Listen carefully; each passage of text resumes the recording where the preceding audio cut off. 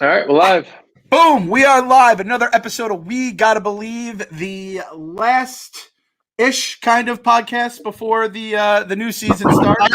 It's your pal Clark, and we got KFC. KFC just came in. He came in like fucking the mystery maze, like Kirk Wendell coming in from the bullpen. I was on the mound getting my throws in, and the fucking starter showed up. Jacob deGrom came in. We're like, all right, well, I guess Jake's gonna go. I'm gonna go back to the bullpen now. Yeah, welcome to the podcast, baby. We literally just went live. Let's fucking go one step closer to the regular season. What do we got today, boys? Because I'm struggling with the spring training talk and the offseason. Like, I just gotta get to real baseball. I saw Alyssa Rose tweeting that ESPN released their ranking of players, and Jacob deGrom is 6, and Garrett Cole is 5. And yeah, I want to put my head through a fucking wall, and I want to go like with pitchforks and torches to the ESPN headquarters and burn the place down. But I can't just keep having this debate. I just can't keep doing these dumb arguments. Like, we know that Jacob deGrom is probably the best baseball player, period, in the world and has been for several years. And we also know that every single time there's a list or some talk about New York, for some reason there are going to be morons who put Cole ahead of him. And that we just have to accept. That's just apparently a thing that's always going to happen. I can't do it anymore. I got to just get to real live bullets. I need real baseball. I can't do any of this nonsense shit. Let's go. I feel like it's been like a month to go for 6 months. It's felt like. It's also getting to that time where all the players and like hitters are getting hot. And Keith was saying on the broadcast the other day, he's like, all right, like take him out of the game. He's got 2 hits. Don't be wasting the hits now. It's a real thing. It's a real thing that the players think about. There's so many hits in that bat. You know what I mean? I feel like last year we saw what happens when you don't have like enough spring training and enough gear up. But at the same time, sometimes I feel like these guys are down there for like 2 solid months. Like, why don't we just cut this shit in half and let's fucking play ball, baby? It was one of those things too. I saw the other day. It was like 9 days until opening. You know when they do the jersey numbers, and it was Brandon Nimmo, and I was like, "Wait, it's only 9 days to opening day. It feels like forever." I mean, time is not real. You can make a case time has never been real, but it's certainly not been real in the last year, right? Let's just fucking call it what it is. So I'll tell you right now, there's 2 things that are keeping me going as we get to this. Like, when the reporters are down there and everyone's together, it would be a lot easier to get these stories, or you have this story about someone getting hurt in a baseball way. That's not going to happen right now. So there's 2 things keeping me going. Number 1, every time Trevor Bauer fucks up, it's a fucking party. Everyone's loving it. He got his fucking dick. He's got his shit pushed in by the Mariners with back-to-back jacks on him. Mm-hmm. And I didn't see did he say he wasn't trying that inning? And then the Mariners came out and they were like, yeah, we weren't trying either for the first 4 innings when he shut us down. And then the 5th inning we tried and we, knocked the shit out of him. We had one eye open. We were breathing out of our eyelids. Suck my dick, Trevor Bauer. And the other thing is Francisco Lindor is just the most delightful player in the universe. Right. Delightful. He hits home runs. And did you see that thing where he was playing with the guy where he just kept tagging him and it was like a hidden ball trick? Like, that just makes me smile. That's what baseball is about. The man is the essence of baseball. He is he's like our like Benny the Jet. You know what I mean? I feel like he's like in the Sandlot playing, and he's just better than everyone. Still has the love for like the love of the game. Have you guys seen Ted Lasso on Apple TV? No, none of you guys. I think you talked about that. Is that the one you talked about last week? Is that Sudeikis? Yes, Sudeikis. There's a character in it called Danny Rojas, and he's this Mexican guy who he's like, I love football. Football is life. But Danny Rojas. And he just runs around the pitch and he's just like loving life, he's smiling. He's just doing it for the love of the game. I feel like that's Francisco Lindor. He just wants to dye his hair, wear cool sneakers, crush on the baseball diamond, pay him his money. Pay that man his money. But I have a feeling that home run that he hits, like that he like pulls it right like a screaming line drive right down the line, I'm hoping is going to be like his signature thing. Like where like you're going to know right off the bat, he got another one. He turned on that quick, a screaming line drive with like a trajectory of like 0 degrees, but like 150 fucking miles per hour off the bat. So yeah, he is, but like I said, like, I don't now all of a sudden watch him have a slow start, like April, like he killed it in March. No. But no. Mal, just envision to get to opening day. What if they just start hot? What if they win like 8 in a row? We've seen that. What if we just are overwhelmed with this Steve Cohen era? Like, what if it just starts? What if we just go? 96. The first 10 of 96 wins is going to come in the first 11 games. We know how that goes. We know we're going to win on opening day because we always fucking do. And we know, what was that? I guess it's probably like 3 or 4 years ago now. It was a while back, I guess, when they were like 10-1 to start the season. And it was Come on, we all knew though. We were all fooling ourselves. We were like, well, that was Mickey's first year too. I remember that big debate. I had it with Dallas Brady. I had it with Jay Hay, where they were like, just enjoy it. It's like you're always waiting for the sky to fall. Like this, because they lasted long enough where it was like, this is a really good start. This is going to be a really good team. And I'm pretty sure that year I ended up unfortunately being right. I hate when I'm right about these things, and because I remember that year needing to be like, I told you so. And I hate to say it, but I'm also like a stubborn Irish mix, so I have to tell you. Don't you feel like if this team starts hot, like this is a talented team. It needs to all come together. This is a talented team. I mean, I don't know, with Carrasco out, with Thor out, like you could see maybe just the starting pitching. There's lots of things that could go wrong. If like the bullpen is what the bullpen could be. If it's garbage, that's fine. But I don't know if they start hard. I don't know if I'll be like, maybe this will all fall to pieces. That's how I felt a few years ago. I will be. I mean, they are way too talented to really. They deserve better than that.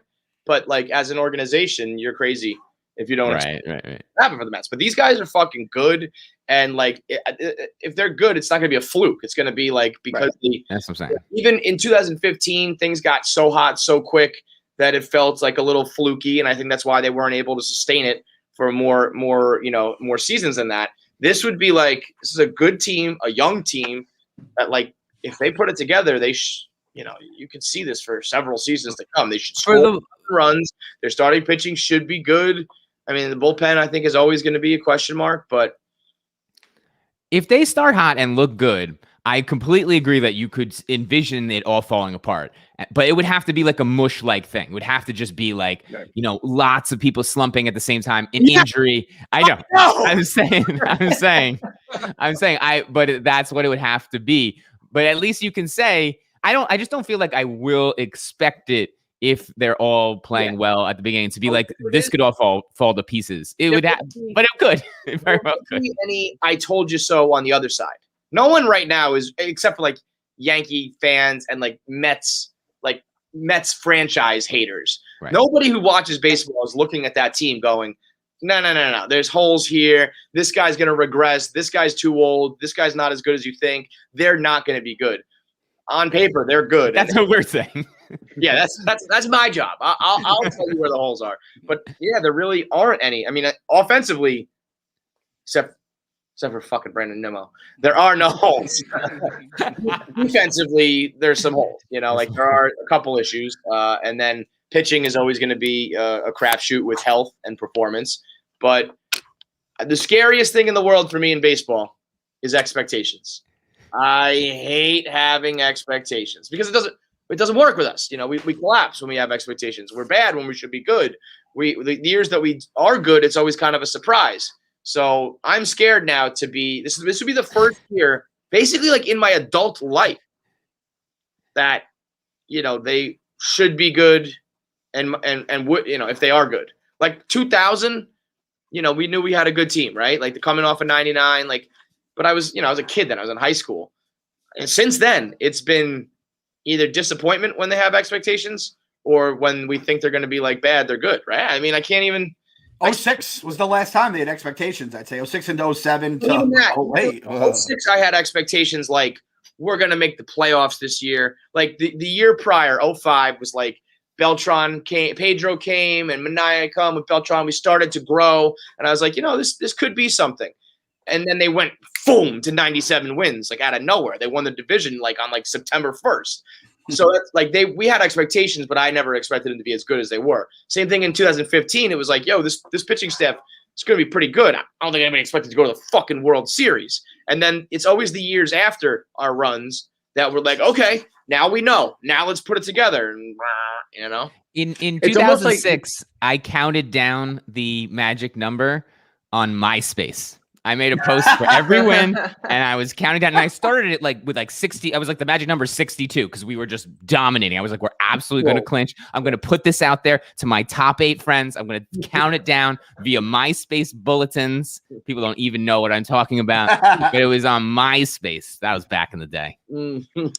The team always hits their stride the year before they're supposed to. Like, even when they won in 86, they were supposed to be a powerhouse in 87. Like, that was supposed to be the year that, like, the dynasty started. So for this team to have this high expectations, Kevin, you're right.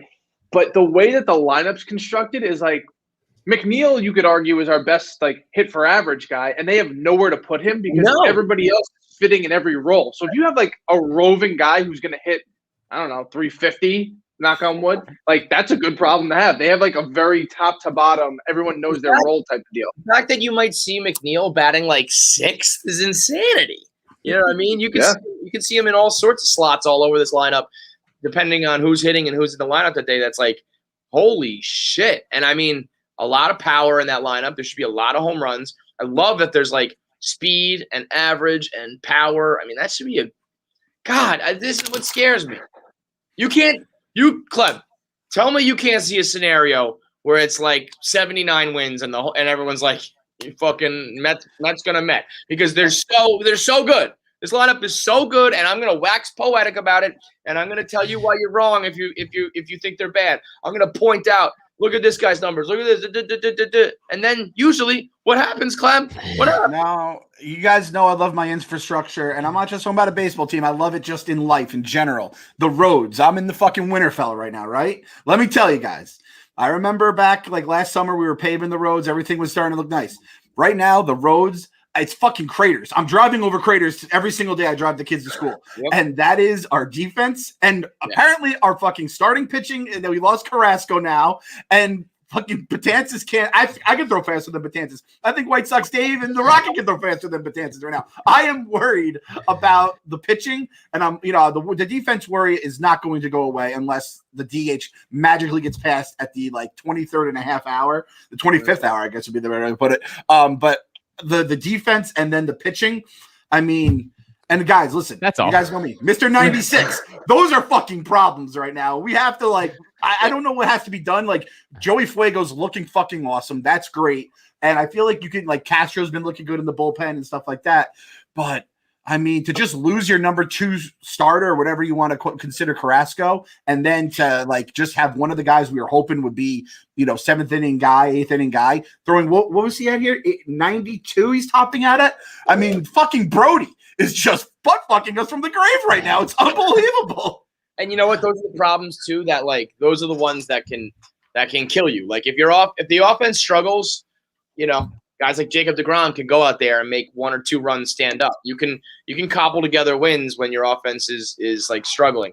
When the offense can go out there and put up 10 runs, but your starting pitching's injured and your bullpen has holes and you just give up 11. I mean, those are the problems I don't, if you have to list the issues to have, those are 2 that I do not want in my life. I can hear in my head right now, Keith going, "Oh no," for every error that we make. Like just no analysis, no if you looked away, you wouldn't even know what's happening. You just hear Keith groaning. Just disgusted with them. The 2 words, boys, good fundies. You need good fundies in the defense. And just look, we've lived through. That's the good thing about being a Mets fan is we've lived the death. We've learned how to die with bad pitching, starting pitching. We've had bad bullpens. We've had bad offenses. And it looks like we're going to have some good starting pitching. We're going to have some fucking awesome offense. But when you have bad defense and bad bullpen, that is the most brutal way to die. It is remember when you were like, what's worse, getting Familia to death where it's death by paper cut, or when they drop a bomb and Diaz gives up 3 home runs and the game's just over? We learned that lesson really quickly about, which one was worse. I feel like this is going to be the thing that's going to kill us this year. And that is a painful fucking way to die. Man. That just eats away at you. Bad bullpen and bad defense is wound salts. They go together perfectly in the worst of ways. We have good utility guys, so I feel like defensive replacements late. You got Guillorme, you got Pilar, you got Almora Jr. So there's the guys that you're not really thinking about that could fill in.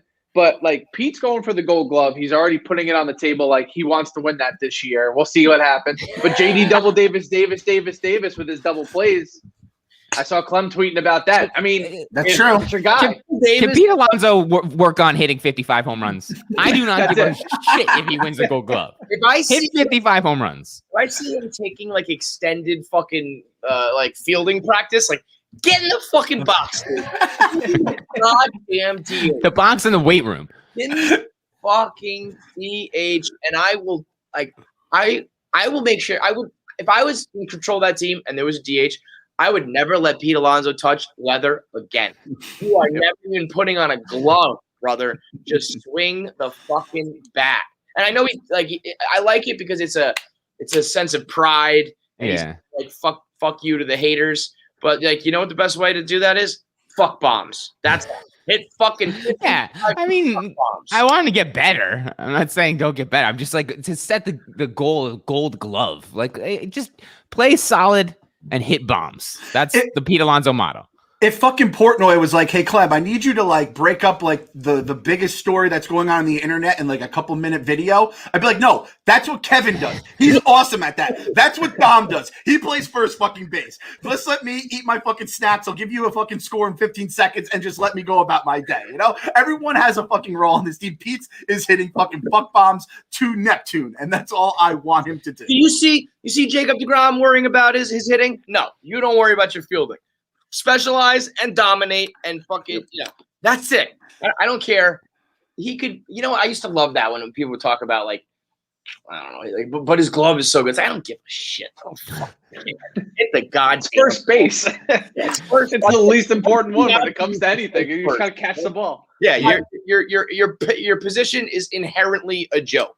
I will say this: if I hear that Keith is working with him, though, I instantly am like, oh, he's gonna be fine. Everything's gonna be like. I have such a thing for like Keith Hernandez and the first base stuff. It always is crazy to me that like certain guys don't reach out. Like Clyde Frazier says, like, in like 20 years, like not one person ever asked for like his assistance. And granted, like, back in the day, he wasn't facing these super athletes, but like, that's when you like know the tricks of the trade and just the little things you can learn from playing as a fucking, Hall of Fame NBA player. And it's always crazy to me like that. Imagine Keith trying to teach like Pete Alonso though, being like, all right, so, you gotta like read the way he's standing, like on the bunt. So, you're gonna like storm in and throw it to third. Like some of the highlights I saw, it's funny. I don't give a shit about first base defense unless it's Keith Hernandez. And then I'm like, put him in the Hall of Fame. He has 12 Gold Gloves. Defense means everything at first base. But that play on the bunts where he cuts where you can see him from the pitcher's view. I'm like, what the fuck was that? It's one of those things where when you're that good, though, he's probably talking to Pete. And he's like, be athletic and fast and run there. And Pete's like, I'm a dumpy fucking first baseman that can just swing a bat. Like, there's a reason he's not a coach. Keith Hernandez would be a coach if he could coach. It's like Brett Favre. Brett Favre's like, why don't you just fucking throw off your back foot and gun it at 80 miles an hour? I think never gonna happen. I think Jordan said that once. They're like, why don't you coach? And he was like, I don't have patience for people who just like can't do it. It's like, here's the tip. Right. Do it. And imagine him trying to teach Pete Alonso to like storm in, cut off the bunt on the fly, throw it to third, like do the wheel, all this shit. Like, yes, even if he did understand it, I don't think the guy with the nickname Polar Bear is exactly like light on his feet. And that's fine. That is absolutely fine. Just be that fat doughboy slugger. Let's go. And going back to what you guys were talking about at the beginning, and Kyle, that meme was perfect. Jacob deGrom is Captain America. Garrett Cole is fake as Captain America. I want the new I almost wish we signed Trevor Bauer so it could be is Bauer or Cole better, because that's the real fucking rivalry. They hate each other. They were like USC, UCLA. Is that where that all started from? And like talk about that. Is Bauer better than Garrett Cole? East Coast, West Coast. Throw some fucking death row in there. I don't give a fuck about them two.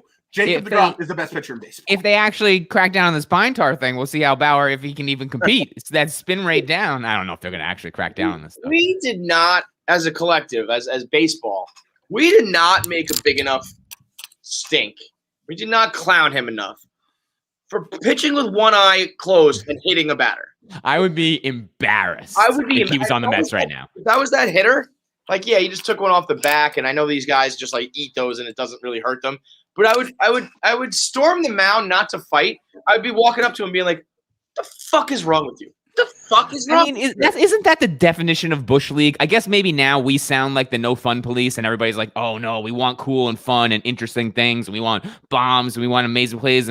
But I'm like, that's a gimmick. That was I feel like that was Bush League. It's not even Bush League. It's just like this is a dumb gimmick, and if you're gonna do it, you better be. You can't hit the guy. It's like, look at me. I'm gonna shoot free throws with my eyes closed, and you fucking airball it. It's like you look like the dumbest dickhead in the world right now. So like, it's not. I don't think it's didn't injure anybody, and it's not like I don't know a problem. But it's just like you're out here thinking I'm so good at this game. I'm so above everyone else. I need to come up with new ways to challenge myself, and then when I do so, I'm wildly out of control and look like a total asshole. Like we just kind of like shrugged it off. I guess he's almost reaching the kind of like that Dennis Rodman level of much less crazy. But when Dennis Rodman does something crazy, you just go like, that's just Rodman. Trevor Bauer does something stupid. Trevor Bauer does something douchebag, something bizarre. You're just like you're numb to it now. But that one particularly was like, okay, Dick, why don't you just open your eyes? I hit you with the ball. I didn't realize he hit a guy, so I'll wear that one. I had no fucking clue. I saw the story. I was like, that's so fucking lame. Shut the fuck up. Yeah, but he did the whole, he's like, gets set, and then he like pauses, and he's like, delivers, and hits the two. Like, hey, asshole. Between that and the pine tar, and again, like I feel like teams are like, listen, let these guys get as good a grip as possible on this shit within reason. I guess they don't want Trevor Bauer becoming a actually good pitcher instead of the average dude he was in the beginning of his career. But at like the same point, this feels like I can't believe we live in a world where all this stuff is coming down on him. And he's not a Met making $40 million. Yeah. I can't believe it's the Uncle Stevie effect. Like he has shined down on us. I can't believe it actually happened. I feel like it's a huge bullet dodged, and I'm just gonna thank God that that's the one thing that evens me out, and kind of like whenever I worry about the defense, the bullpen, all this kind of stuff, I'm like, this is not the old Mets. This is the new Mets. Everything's going to be fine. You are going to be living not exactly a charmed life like the Dodgers. Give us 5 years, 3 to 5 years to get to that level where every year you're at least cooking. But I feel like no more LOL Mets, Wilpon bullshit. And anytime stuff does come up, which let's be honest, it's come up a few fucking times this offseason, it just gets it gets stopped and it gets fucking taken care of immediately before it festers like that fucking. Like you said, that salt in that wound, and then that wound starts being sensitive to touch. It gets green, and then our fucking leg has to get cut off. Am I the only one that's confused by the whole pine tar thing and hitters saying we want pitchers to have better control so we don't get hit? What happened to the first 150 years of baseball when it was like you can't throw spitballs, and if a pitcher doesn't have control, he doesn't make it to the major leagues. If he's hitting batters left and right, he's going to be in the minors. If you're really concerned, I mean, I don't know. If those guys say so, maybe there is something to it. But I just wouldn't think at that level you're like every time you step in the plate, this guy might hit me, this guy might hit me, this guy might hit me. But I feel like I'd rather just be able to have a better shot at getting a hit than getting struck out. I think that's you pitchers can have their shit, so we can have our shit. You know what I mean? I understand. Pine tar on our bat that was not supposed to be there. We're gonna have our little things, so pitchers get to play their game. We can play our game. But dude, think about the bullets dodged this year. We could have had J-Lo, and A-Rod with continued Wilpon presence, because remember they were gonna allow Wilpon around with Trevor Bauer, and I'm sure they would have kept Dick Pick Man on, and they were the Mickey situation. For whatever, life is good, boys. Life is good. Yeah, for whatever problems we may have, just remember, it could absolutely be worse right now in Mets land. So, and that's I think he's honestly going to try to have one good year and then take the opt out if the media eats him alive during the season, because it's spring training. He's fucking around and he's getting some bad press. But if he were doing that here in New York, regardless of if he had a good season or not, let's say he has a bad season and he could stay on for the other two and just take the money to get berated the way he'd be berated here. I think he would just opt out anyway, just to leave. He's like a mid-market guy. We are going to learn real quick that Trevor Bauer thinks that he's got tough, thick skin, and we think he can troll and he can handle it. And that's bro, you've been in Middle America your whole fucking time here. You are now in a place with expectations in a big city. And I will say LA is kind of foo-foo, nobody cares. If he was in here in New York, and I think I've said this before, but even talking to the Rocket, who I know is a big Bauer guy, where he was like, he just trolls right back. He knows exactly what he's doing. I was like, bro, Craig Carton will destroy that dude. Barstool will destroy that dude. People will clown that guy to no end here, and maybe he can take it, meaning like he's not going to like melt down, but he's going to be thinking about it all day, every day. He's going to be putting up with it on his YouTube and on his Twitter. He's going to be clapping back at people rather than just playing ball. He would be.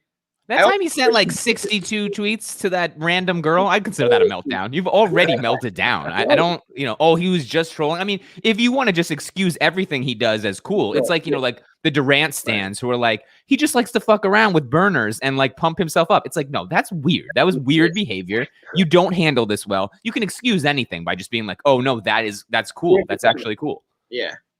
I almost wish he did sign.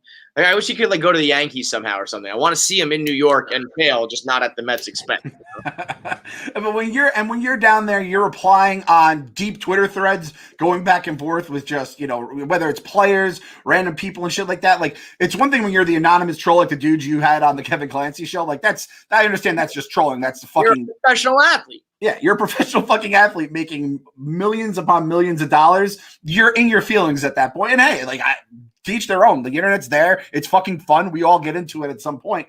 But it's like, again, just thank God that he is not here. And that is why, transitioning along here, why I am going to take this Chris Christie news of him joining the Mets board of directors. I'm going to be all right with it because I'll tell you what. This is the thing. I actually I enjoyed Chris Christie when he was like a politician way back in the day. He had the fucking he was just like the big fat guy. The George Washington Bridge absolutely like murdered him. You can't fuck with New Yorkers traffic. That is the one thing you cannot do. I know you're right. I know it's a very like petty thing to do. You know what the problem with that is? It really fucks the blue collar, like the person. Like 99% of the time, politicians doing like dirty moves to get back at each other doesn't affect our day-to-day life. Those people were like, I remember being in traffic on the George Washington Bridge, and it was probably Chris Christie's fault. Like, fuck that guy. I remember people being like, well, what about like the ambulances that couldn't get to like the old age? Like, you get the fuck out of here. You don't give a shit about that. You just don't like Chris Christie, and you want to use that to bury him. But think about all the other shit that we've seen go on with politicians. Chris Christie must sit at home and be like, my entire career ended because of a traffic jam. I remember he dumped that on the interns too. The people that were like in his cabinet. He's like, oh, let's talk about traffic. Not a death. Not a death. Talk about traffic. I mean, come on. Remember he closed down the entire beach and he just went out with his family and like they took pictures from like a helicopter or something. I'm like, I think that was before drones. I'm like, someone just has an axe to grind against him. But it all started with that. It all unraveled with that bridge. And this is the thing. Like that's the thing. I think Chris Christie, like after the hurricane too, he kind of like answered the bell. And I thought he could have been like maybe the president if everything had worked out. But he looked like a fucking joke in that goddamn baseball uniform, the softball in the celebrity game. And he's a fucking Cowboys fan. Listen, I understand I'm the Giants Mets gypsy here, and I am not always greeted and welcoming arms come fall around my Mets brothers and sisters. However, we can all agree, fuck the Cowboys. Even Kyle's a Packers fan, and he can say fuck the Cowboys. So here's the problem with Chris Christie. Because you're right. He was the hero after Sandy. He used to go on like Boomer and Carton, and he was kind of like a guy's guy. And like I think people really did like him. Then he had the traffic jam. He is fat. He's got the fupa. Nobody wants to have a president who has a fupa. You can't take that guy seriously. You can't take any high up politician seriously with a fupa. He went way too Trump. He went like way too hardcore that way. And the Cowboys fan. So that's the recipe right there for like, all right, you know what? You're too polarizing now. But if it all of that kind of like, all right, president's gone. Like that's not happening anymore. Trump's gone. He's not going to be like his errand boy anymore. If you get back to just like the New York, New Jersey Chris Christie, and he just, I don't know, has some sort of what can he do really? Like, what will he do for the team? I feel like he's gonna do like the backdoor like connection bullshit, because the fact that he knew Cohen and he knew the Wilpons, it's like he's got his hands in deep pockets all over the tri-state area. That's good for us. Yeah, it's like, well, I couldn't be president, but I'm going to use all my connections that I did get along the way to like help my favorite baseball team. Okay, I'm down. And is he's a legit Met fan? I don't remember. Is he Yeah, a legit Met fan? Okay. Yeah. So I'll say this. I'm ready. Again, I liked Chris Christie. I actually was hoping he was like going to move up, and then it all just fell apart for him. I'm willing to bury the hatchet. I just don't want to see him in Jerry Jones's box anytime soon because I'm still the Giants fan, and it's still fucking part of my life. I got Coach Judge. If Coach Judge will never look at me the same if I just fucking am hugging and sucking a Cowboy fan's dick because he's gonna like somehow like we need to get that surrounding area Willets Point to actually be like serviceable. So whatever Chris Christie has to do, whatever political bullshit he has to do, I will sign on for. But I can't just like sell my soul to the devil, which is a Cowboys fan. Imagine sucking Chris Christie's dick. Oh God. I mean, like the logistics of it. He'd have to put his fupa on your head. He'd be resting on your head. You know what? We should do? Oh! I know what we should do. We should. Boy, where is I don't this want going? to visualize this. Yeah, right. We should put Chris Christie in charge of Willets Point with like food and bars and nightlife and entertain. Like let the fat guy do the food, restaurant, bar situation, and let's get that whole chop shop shit cleaned up and turned into like an enjoyable, you're gonna like before the Mets, you're gonna be getting like lobster and fucking like gourmet meals because Chris Christie's got like, Italian spreads out there. I mean, let him do what he does best. That's be a greasy politician and a fat guy. He's like the guy from Enemy of the State, where he's in the back room, like tasting all the food before it's going out. He's like, go. He'll have the napkin tucked in, and he'll run that whole division. We could use that too. I mean, I feel like you need that guy. He's almost, it's like Jesse Pinkman with like you don't need a criminal lawyer, you need a criminal lawyer. I feel like we got with Cohen and now Christie. We kind of got like a little mob running our team, like the mafia. I like it. Oh. Never trust a bull barber. Never trust a skinny guy who's in charge of your restaurants and bars. I'm 100% sold on this. Chris Christie, welcome back to the family, you motherfucker. Don't you ever think about shutting those goddamn bridges down again, though, because it's a nightmare getting to Citi Field from here. I'll just tell you right now. Imagine if Chris Christie was in charge of like parking and travel and like traffic flow to get into Citi Field. That's what we should do. We should assign him that, like head of transportation, just troll the whole fucking world. What else we got here? Mike Piazza is back in spring training. I didn't even teasing the 9/11 game. 20th anniversary of 9/11 is going to be Waterworks City. I hope they're home. Is the game on September 11th? Do we know? September 11th night game. I already have my tickets for it. Wow. Nosebleeds. It's gonna be. I got tickets for my dad for his birthday coming up. He doesn't even know yet, and it was like fucking $200 last row. We're just standing room only. Is that already sold out?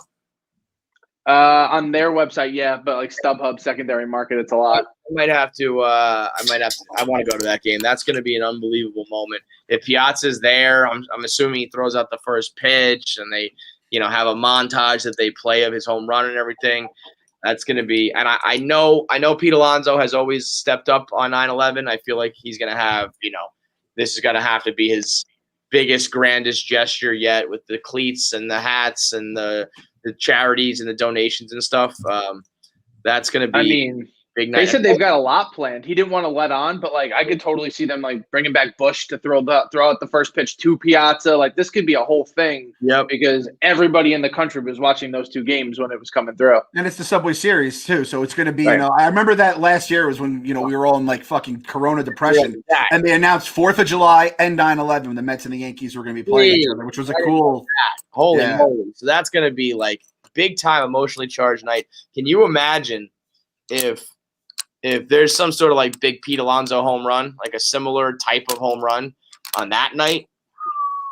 Oh, baby. The pageantry, man. That's going to be a Goosebumps night. That's going to be a Waterworks night. That's one of those things where it's going to be like grown men being like puddled. I mean, can you imagine Rico Bosco on the electric chair with Rico Bosco and Mr. Bosco watching the New York teams play on the 20th anniversary of 9/11. Those guys are Rico and his dad are gonna be sitting at home like they're like sobbing tears. It's gonna be like uncontrollable, incontrollable two grown men. Are we getting Rico at the gala? Have you broached that with him yet? You know what? Let me text Rico right now. We're gonna get the Boscos involved. That's also Mama Clem and Mama Clancy, the 9/11 babies too. So Mama Clancy, I'm sure, is going to be in fucking crazy mode as it is because it's Mets Yankees for the Subway Series. But she won't even be watching. She doesn't watch Subway Series anymore. She just can't handle it. she can't. Like, just tell me if we win. And I'm like, okay, but then if you don't hear from me, you're gonna know that they lose. And she's like, well, I don't know. Just that is some fucking sick shit, man. I mean, she's in the Bronx still, right? So she's going out every single day ready for war. So yeah. Did she ever call you on your birthday? Yeah. No. I saw her later. I went to her on my birthday, so I just saw her, and I didn't have the heart to be like, "What the fuck, ma?" Usually she calls me like first thing in the morning. Maybe it's because she knew I was seeing her, but I was kind of sitting there the whole day, like, "Fuck is this?" Because that's the infamous Johan story where you didn't call her because you didn't want to jinx it, and then she still holds that grudge to this day. So I thought she was finally like cashing in on it by not calling you on your goddamn the day she pushed you out of her. It's like, goddamn, that is some cool shit. The last few years, like every time I do talk to her on the phone, it's something bad. So she picks up the phone like, what? Hello? Like one eye closed. Like, what is it? Well, I think she just doesn't want to hear from me anymore. All right. So, yeah, I mean, Lindor killing it. We got a lot of – I mean, I feel like everything else is just, like, moving along. It's just about injuries. It's just about injuries and, like, getting that final lineup and final rotation and bullpen together.